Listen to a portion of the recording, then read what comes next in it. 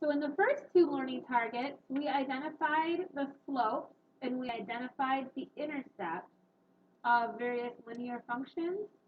Now we're going to talk about how to graph the actual linear function or the line in point slope form, slope intercept form, or standard form. The first one we're going to look at is slope intercept form. So in slope intercept form, you really have a couple parts here.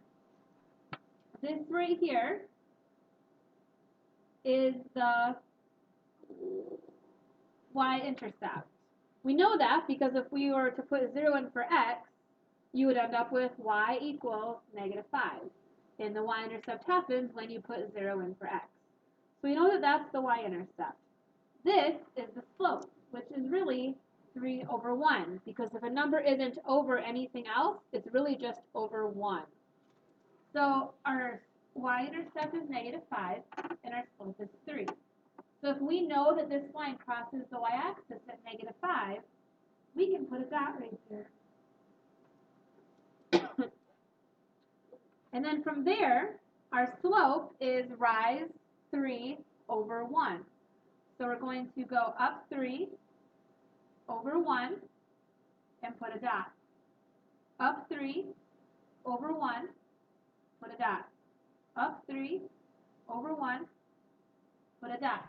And you technically only need 2 dots, but sometimes if we only have 2 dots, we go through our dots and our line kind of like goes different directions that it's not supposed to. So it's sometimes nice to actually do a lot more dots. So up 3 over 1, put a dot, and that just keeps your line going in the right direction. When we graph it by hand, sometimes it can go the wrong way on accident. So let's look at this one. Our second example of slope-intercept form. Remember that the number out here is the y-intercept. And the slope is 1 over 4. We don't have to put a 1 underneath it because it already is a fraction. So we already have a rise and a run. So we're going to start at 1 on the y-axis because the y-intercept tells us that our line is going to cross the y-axis at 1. And then from this point, we go where the slope tells us to go. So we start here on the y-axis, and then we go where the slope tells us to go. And this slope tells us to go up 1, and then we go over 4.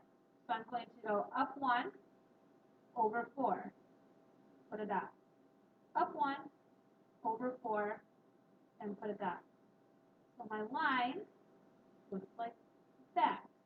And I'm not going to forget to put arrows on the end because unless something is stopping the line, like if the domain or the range is restricted, our line is going to go forever. And in this case, there's no restrictions on what x or y can be, so my line is just going to go forever. Now this point slope form is the next way to graph an equation. And we still have our slope right here. But in point slope form, we don't have our y-intercept. If you look at the names of these forms, slope-intercept gives you the slope and the intercept, the y-intercept. Point slope gives you the slope and a point on the line and a point. Now, the formula for point slope form is y minus a y-coordinate equals the slope x minus the x-coordinate. So when I put a y with a little c right there and an x with a little c right there, that's talking about the y-coordinate and the x-coordinate that we're going to use to start with on our graph. So in this case, the y-coordinate that we're going to start with is 6.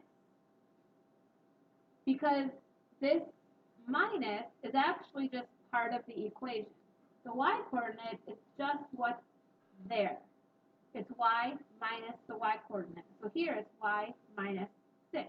So 6 is the y-coordinate. The negative is not part of the y-coordinate, it's part of the equation.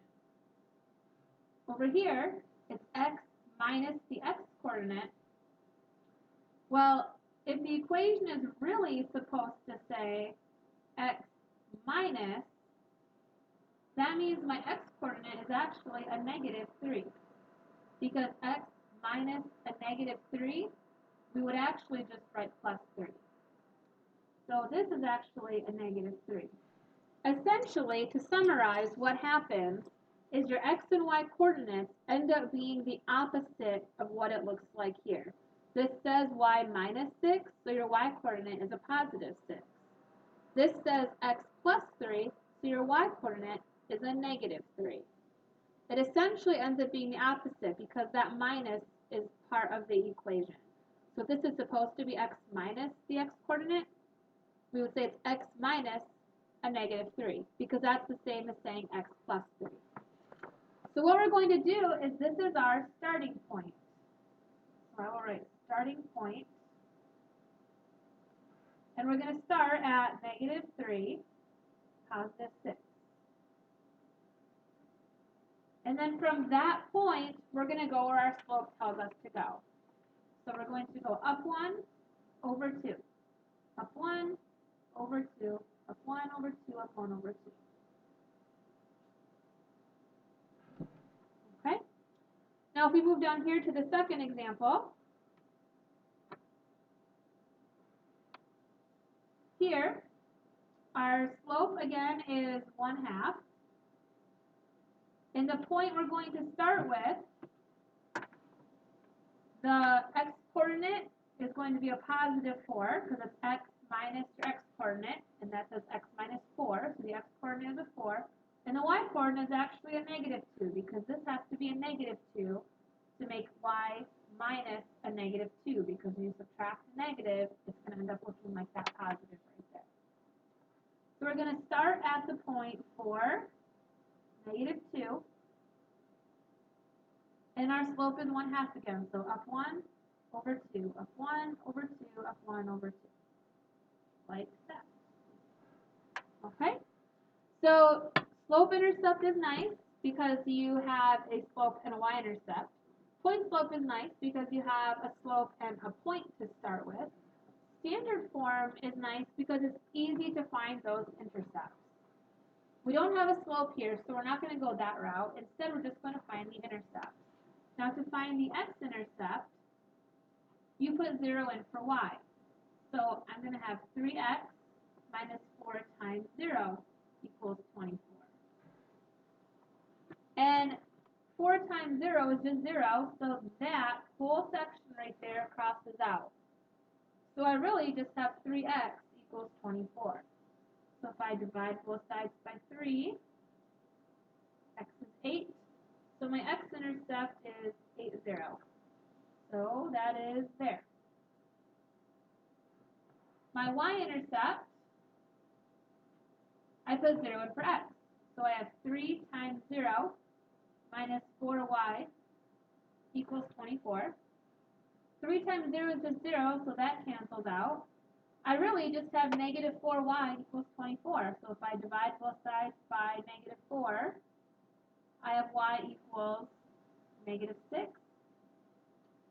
So my y-intercept is 0, negative 6, which is down there. The y-intercept is where it crosses the y-axis. And to graph a line, you just need 2 points, and I have my 2 points. So I can graph a line. This is the exact same as that because I made a mistake when I made these notes. So we are going to put this, and it is going to say something different. This is actually going to say, let's do, I don't know, 4x minus 5y, let's do plus with the negative 4 there, equals 20. Okay? Let's make this a negative 20, just for fun. Okay? So now we have this equation that I just made up, negative 4x plus 5y equals negative 20. Just like up here, to find the x-intercept, you put 0 in for y. We have negative 4x plus 5 times 0 equals negative 20. Well, 5 times 0, that's just 0, so that goes away. So we really just have negative 4x equals negative 20. So if you divide both sides by negative 4, equals a positive 5 because a negative divided by a negative is a positive. So max-intercept is 5, 0. So this graph crosses the x-axis at 5. My y-intercept, so I'm going to separate them. I'm going to put 0 in for x. So now I have negative 4 times 0 plus 5y equals negative 20. Kind of hard to see that. So negative 4 times 0 is 0, so that crosses out. So I really just have 5y equals negative 20. Divide both sides by 5. So y is negative 4.